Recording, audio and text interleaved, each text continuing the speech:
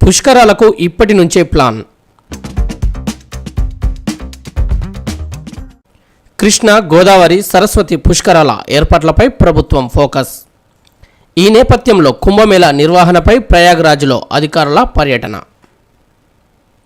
రాష్ట్రంలో రాబోయే పుష్కరాలకు ప్రభుత్వం ప్రత్యేక ప్రణాళిక రూపొందిస్తున్నది. ఈ ఏడాది మే నెలలో కాళేశ్వరంలో సరస్వతి పుష్కరాలు, 2027లో గోదావరి, 2028లో కృష్ణ పుష్కరాలు జరగనున్నాయి. అయితే పుష్కరాలకు ఎలాంటి ఏర్పాట్లు చేయాలనే దానిపై ప్రభుత్వం అప్పుడే కసరత్తు ప్రారంభించింది. ఇటీవల ఉత్తరప్రదేశ్ ప్రభుత్వం ప్రయాగ్రాజ్లో 45 రోజుల పాటు నిర్వహించిన మహాకుంభమేళా తీరుపై ఫోకస్ పెట్టింది.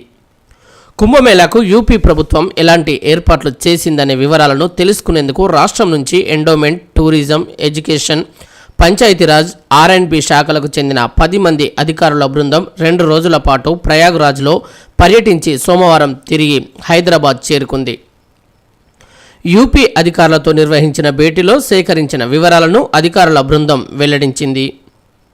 వారం 10 రోజుల్లో సీఎం రేవంత్ రెడ్డికి ఆ పర్యటన నివేదికను అందజేస్తామని అధికారులు తెలిపారు.